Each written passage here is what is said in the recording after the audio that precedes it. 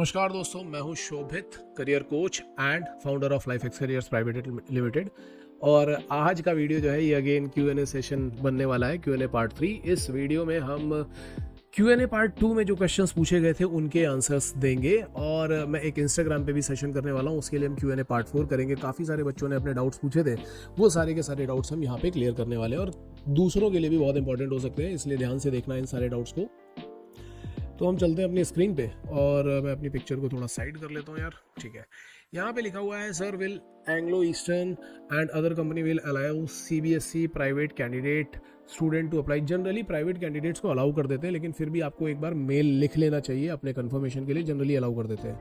इसके बाद क्या है, सर मैंने 10th RBSC से किया और 12th NIOS से किया है। देखो, जैसे ही NIOS का नाम आ जाता है, मैक्सिमम कंपनीज एंड आपके कितने भी परसेंटेज हो, मैक्सिमम कंपनीज आपको लेने से मना कर देती है। पिछले साल से ही हुआ है, क्योंकि DG ने एक सर्कुलर निकाल दिया था। उसके बाद से कंपनीज थोड़ा सा ना मतलब डर गई है कि इनको ले के नहीं ले, बाद में कोई प्रॉब्लम ना हो जाए। इसलिए NIOS जो है अब थोड़ा रिस्की वाला गेम है। हेलो सर, IMUCD एग्जाम की प्रिपरेशन के लिए कौन सी बुक लेनी चाहिए? यथार्थ क्रिएटर। ठीक है, तो भाई देखो, एक्चुअली ऐसा है कि अगर आप बोर्ड की बुक्स भी पढ़ रहे हो ना, NCERT वाली बुक्स, तो वो भी काफ़ी है। अगर कोई NDA के लिए प्रिपरेशन कर रहा होता है तो NDA की बुक भी काफ़ी होती है, वो तो खैर मोर देन इनफ होती है। लेकिन बोर्ड की बुक भी अगर आप ढंग से पढ़ रहे हो, that is more than enough. Aptitude के लिए आप कोई RS अग्रवाल वगैरह ले लो। इंग्लिश के लिए कोई बेसिक इंग्लिश वाली बुक ले लो, बहुत हाई लेवल तक नहीं जाना होता है, तो इतना इससे भी काम चल जाएगा। बाकी मैंने जैसे टेलीग्राम ग्रुप की बात करी थी कि अगर आप सब्सक्राइब करके डालोगे तो काफ़ी सारा स्टडी मटेरियल मैं ही शेयर कर दूंगा, तो वहाँ से ही आपको मिल जाएगा। HND स्पॉन्सरशिप जैसी यार मैंने कोई चीज़ सुनी नहीं है अभी फिलहाल, तो इसके ऊपर मैं एक ऑलरेडी वीडियो बना चुका हूँ कि HND मिलता कैसे है, लेकिन HND स्पॉन्सरशिप जैसी कोई चीज़ अभी तक नहीं सुनी गई है। Sir, sponsorship written exam online होते हैं या सेंटर पर, और इंटरव्यू ऑनलाइन में होता है या सेंटर पर? देखो, कुछ कंपनीज के स्पॉन्सरशिप जो होते हैं वो ऑनलाइन होते हैं, आप अपने घर से भी दे सकते हो, और कुछ कंपनीज जो होती हैं वो अपने सेंटर पे ही कराती हैं। जैसे एंग्लो अपने सेंटर पे कराती है, सिनर्जी अपने सेंटर पे कराती है, और फ्लीट अपने सेंटर पे। लेकिन ग्रेट ईस्टर्न आपको चॉइस देती है घर से पेपर देने का। लेकिन जितने भी इंटरव्यूज हैं अब वो सारे के सारे सेंटर पे ही होते हैं, ऑनलाइन नहीं होते हैं। 5 फुट 3 इंच का हाइट है, चल जाएगा यार, कोई दिक्कत नहीं है। सर प्लीज सिनर्जी रिटर्न के लिए कोई सस्ता। देखो, सिनर्जी का तो केस खत्म ही हो गया यार, ऑलमोस्ट आपको पता चल गया होगा कि सिनर्जी फेब बैच के लिए नहीं आने वाली है। तो डोंट गो फॉर एनी सस्ता कोर्स, और पैसे वेस्ट करने की भी जरूरत नहीं है। आगे जाकर के हम ऑलरेडी उसके ऊपर 1-2 वीडियो बना देंगे। सर, कौन सी कंपनीज में सिंगल नेम वाले स्टूडेंट एलिजिबल है? यार देखो, अनुराग राजपूत किसी कंपनी में एलिजिबल नहीं है, आगे जाकर के दिक्कत ही आ जाएगी। इसके लिए अगर आपका सिंगल नेम है तो अभी से ही उसके ऊपर काम करना शुरू कर दो, और उस सिंगल नेम को डबल करवा लो। जितने डॉक्यूमेंट्स में भी चेंज कराना हो वो करवा लेना। इसके लिए मैंने मंजीत का एक वीडियो बनाया था, मंजीत वाला वीडियो मैं ऊपर लिंक में डाल दूंगा, वो भी एक बार गो थ्रू कर लेना। फ्लीट एंड एंग्लो में किसका इंटरव्यू टफ है? एंग्लो का थोड़ा ज़्यादा टफ है यार। सर, कितनी कंपनीज के फॉर्म भरना सफिशिएंट है? यार मेरे हिसाब से तो जितनी कंपनीज हो सबके फॉर्म भर दो। सर, मैंने एयरफोर्स लेवल की पढ़ाई की है, इससे सिनर्जी एग्जाम निकल जाएगा, प्लीज़ रिप्लाई। सर, सिनर्जी का एग्जाम अभी नहीं हो रहा है, तो डोंट वरी अबाउट दैट। और एयरफोर्स लेवल की पढ़ाई से सिनर्जी एग्जाम निकल सकता है, बिल्कुल निकल सकता है। Sir, sponsorship test interview IMUCD कौन सी स्टेट में होती है? हर एक स्टेट में होती है भाई, ठीक है। लेकिन स्पॉन्सरशिप के लिए आपको पहले ही बता देंगे कि आपको कहाँ पे आकर के क्या करना है और क्या नहीं करना है, तो हर एक स्टेट में होता है वो।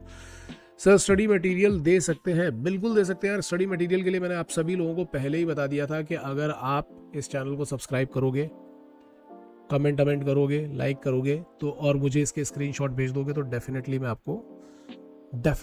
आपको टेलीग्राम ग्रुप में ऐड कर दूंगा, जहाँ पे आपको काफ़ी सारा स्टडी मटेरियल मिल जाएगा फ्री। सर, फेब में IMI का फॉर्म फिल करूं या एमेट का? मुझे नहीं लगता कि दोनों में से कोई भी निकालो। IMI निकाल रहा होगा केवल फ्लीट मैनेजमेंट के लिए, एमेट तो निकाल भी नहीं रहा होगा। तो ये कुछ रिप्लाई मुझे दिखाई, मतलब ये कुछ कमेंट्स मुझे दिखाई पड़ रहे थे। अच्छा, और इसके अलावा मैंने काफ़ी सारे कमेंट्स पे रिस्पॉन्स कर भी दिया था वैसे, बट फिर भी एक बार हम देख लेते हैं कि और कौन से कमेंट्स हैं जिसके लिए, मतलब जो बच्चों ने पूछे थे। हाँ sir, is there any way to reduce the DNS fees? देखो, DNS फीस रिड्यूस तो बिल्कुल ही नहीं की जा सकती, लेकिन आप एजुकेशन लोन ले सकते हो, और एजुकेशन लोन लेने के बाद आपको कोई प्रॉब्लम नहीं आएगी। इवन लेने में भी कोई प्रॉब्लम नहीं आएगी, कंपनी अपनी तरफ से एक स्पॉन्सरशिप लेटर दे देती है, वो दिखा करके आप एजुकेशन लोन ले सकते हो। इसके अलावा sir, I have 58% in PCM 12th and currently I am in the final year of BTech mechanical engineering. Can I do GME from Anglo eastern? देखो मेरे हिसाब से तो शायद उनके एलिजिबल, क्योंकि ये लोग क्या कर रहे हैं, एलिजिबिलिटी क्राइटेरिया बहुत जल्दी जल्दी बदल रहे हैं, तो जिनका PCM लेस देन 60 होता है ना, उनको तो ये नहीं प्रेफर करते हैं, बट फिर भी आप एक बार उनका क्राइटेरिया उनकी वेबसाइट पे चेक कर सकते हो। एंड हाँ, अब जैसे ये मैंने इसको आंसर भी किया तो इसने बोला कि सर ये sir please help me regarding this because merchant navy is my dream. देखो तुम ये मुझे बोल रहे हो, मैं तो कुछ नहीं करूँगा, लेकिन गलती से किसी एजेंट को बोल दिया तो वो तुमसे बोलेगा हाँ 5 लाख रुपए तो मैं काम करवा दूंगा, फिर तुम पैसे वैसे देकर के फंस जाओगे। इसलिए इस तरीके की फालतू बातें मत किया करोगे, merchant navy is my dream. कब देखा तुमने ड्रीम, कब आया था? इस तरीके की बातें क्यों कर रहे हो? अगर तुम्हारे मार्क्स, अगर ड्रीम होता तो तुम्हारे 12th में मार्क्स अच्छे होते हैं, ठीक है? तो ऐसी बातें मत करो कि merchant navy is my dream, कोई तुम्हारी इन्हीं बातों का फायदा उठाएगा,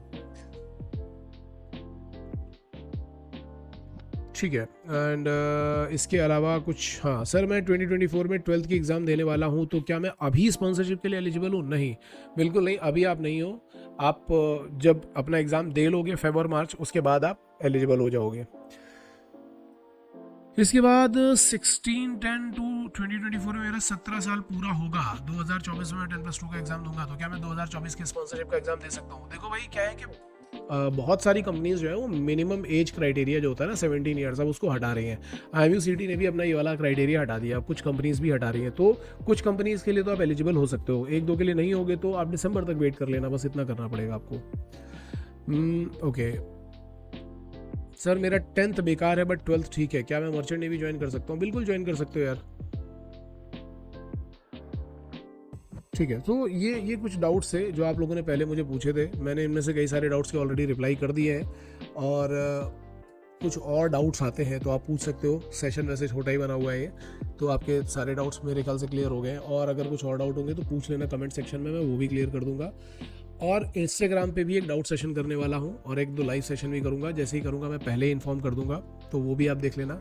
इसके अलावा डेली मैं 11 बजे एक क्विज डालता हूँ, उस क्विज को ज़रूर चेकआउट किया करो, क्योंकि उसमें काफ़ी सारे क्वेश्चन जो है IMUCT के प्रीवियस ईयर्स पेपर्स के ही होते हैं, तो अगर आप उनको भी प्रैक्टिस करते रहोगे तो आपकी काफ़ी हेल्प हो जाएगी। Okay, all the best guys.